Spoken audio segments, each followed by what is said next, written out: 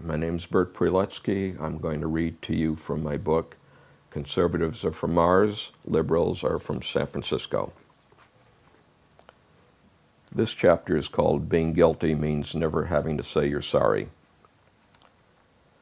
Lately, every time some scufflaw is convicted of a crime, the presiding judge and the media seem to place an enormous amount of weight on whether or not the creep was properly contrite. Am I the only person who doesn't care? If anything, I am more sympathetic towards the felon who doesn't add hypocrisy to his sins. The obvious fact is that, like a 6-year-old who's been caught with his hand in the cookie jar, crooks are only sorry that they've been caught. Even worse than those who claim in court that they've seen the error of their ways are those sanctimonious phonies who suddenly make a big show of having found God in prison, hoping they'll be able to use this sudden epiphany to get time cut off their sentences. If it were up to me, I'd throw the book at them. The good book. Let's face it, if you can't find God before you're behind bars, you really haven't been looking. After all, it's not like he's been hiding.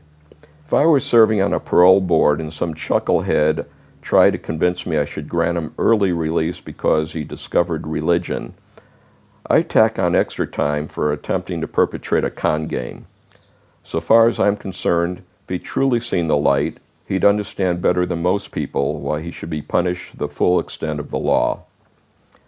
I think I first developed this attitude during the aftermath of Watergate. Back in those days, I was a Democrat, and like most of my friends, I was delighted to see Nixon leave the White House under a cloud of his own making. We were equally delighted to see his crew-cut cronies, Haldeman and Ehrlichman, crash and burn.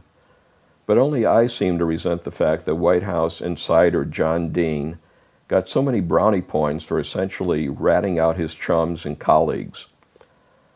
I begrudgingly accept that plea bargaining is a part of modern life, but it seemed terribly inappropriate that we were bestowing heroic stature on somebody whose claim to fame was nothing more than his managing to be the first rodent off the sinking ship. I felt that if his self-serving testimony meant lawyer Dean wasn't going to go to jail, he should at least have been shunned by society. Instead, Hollywood, well known for its own flexible code of morality, rolled out the red carpet for Dean and the missus. The way John and Mo were feted, you'd have thought he'd done something brave and wonderful, instead of having merely cut himself a deal with the prosecution, just like any other petty hood. The only one of the lot who came out of Watergate with his dignity intact was weird G. Gordon Liddy.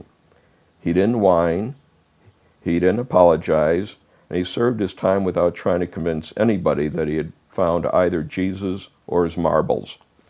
In summation, I would suggest that it's only remorse if it takes place before you're arrested. After that, it's merely defense strategy.